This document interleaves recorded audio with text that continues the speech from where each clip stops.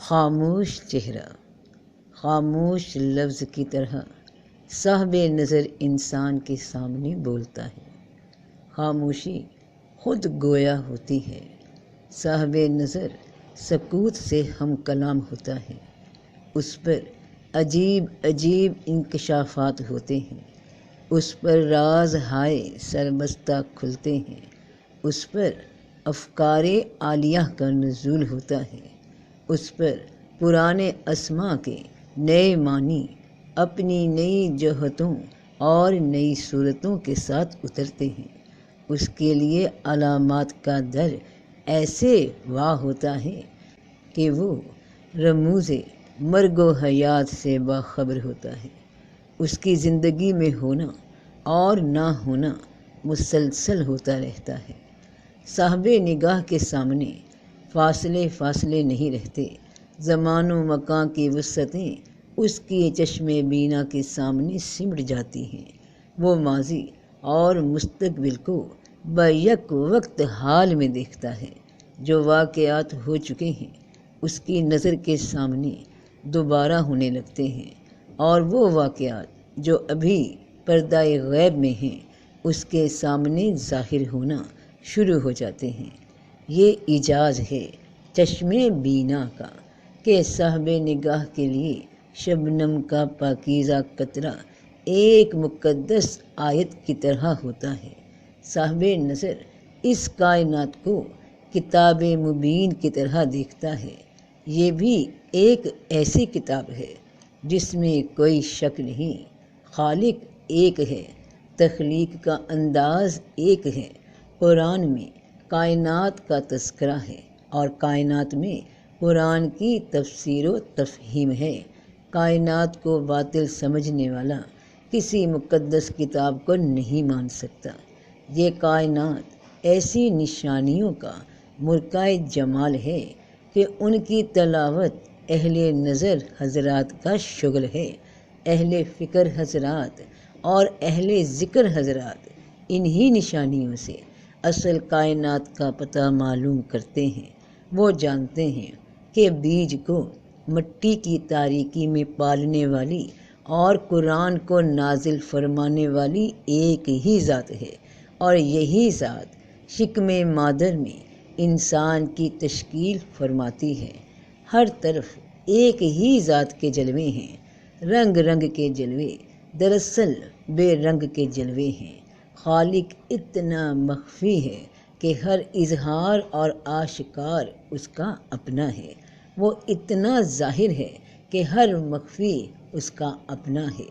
چشم بینا کے لیے یہ کائنات آئینہ روئے حسن ہے۔ اہل نظر جانتے ہیں کہ تماشا اور تماشائی ایک ہی شے ہے۔ تماشا لگانے والا خود تماشائی کے رنگ میں ہے۔ وہ خود ہی ہے، خود آئینہ ہے، خود نظر ہے اور خود ہی خود کے روبرو ہے۔ صاحب نگاہ شاید اسی کے نور سے دیکھتا ہے۔ اس کے نور سے دیکھنے والا اس کے نور کے علاوہ اور کیا دیکھے گا؟ یہ ذات پات کے جھگڑے، یہ عقیدتوں کی تفریق، یہ اعتقادات کا اختلاف، یہ من و تو کی بحث، یہ سب دوریوں کے ابواب ہیں۔ تقرب کے جلوے رنگ اور آواز سے بلند ہیں۔ وہاں صرف نور ہے، روشنی ہے، روشنی اور صرف روشنی۔ لیکن چشم کا واہ ہونا ہو تو معلوم ہو قطرہ اپنے اندر کلزم کی گہرائی اور پہنائی رکھتا ہے۔ چشم واہ ہو تو معلوم ہو کہ ذرے میں صحراؤں کی وسعتیں جلوہ گر ہیں۔ لیکن کوئی دیکھے تو صحیح، رائی کے دانے میں کائنات کے جلوے موجود ہوتے ہیں۔ کون جانے ایک بیج میں ہزارہا درختوں کے ظہور کے لیے حرف کن موجود ہے۔ ایک انسان کتنی ملتوں کے جنم کا باعث ہو سکتا ہے۔ یہ طلسم ہو شربہ نہیں، یہ حقیقت ہے کہ دیکھنے والوں کے لیے نظارے اور ہیں، ان کے لیے ہر منظر میں نیا منظر ہے۔ ان کے لیے یہی کائنات ورق در ورق ایک نئی کائنات ہے۔ وہ جانتے ہیں کہ نہ کوئی مشرق ہے نہ مغرب، بلکہ ہر مقام بیک وقت مشرق ہے مغرب ہے۔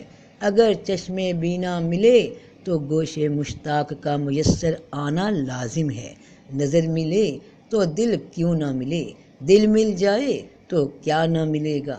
دیکھنے والے سننے والے بنا دیے جاتے ہیں، وہ لفظ کو دیکھتے ہیں اس کی آواز سنتے ہیں، انسان کو دیکھتے ہیں اس کے خاموش چہرے کی آواز سنتے ہیں۔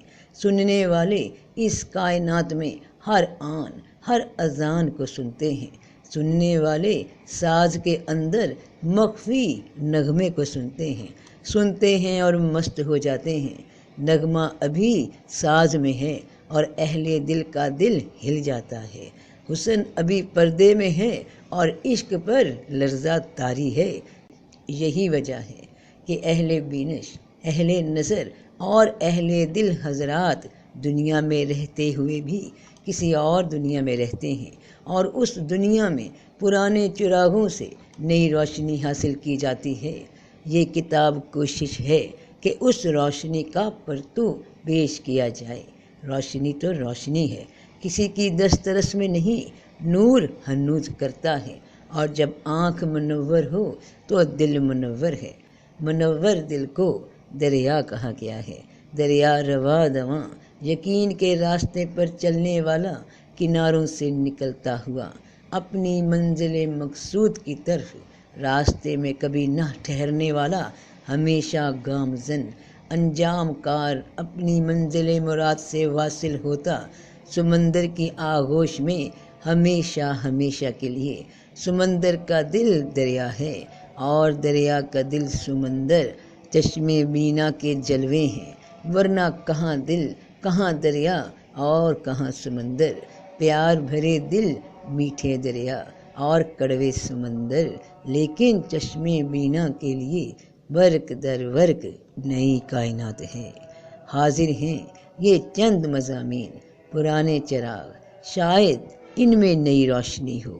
چشم بینا آپ کے پاس ہے، آپ کے اپنے پاس۔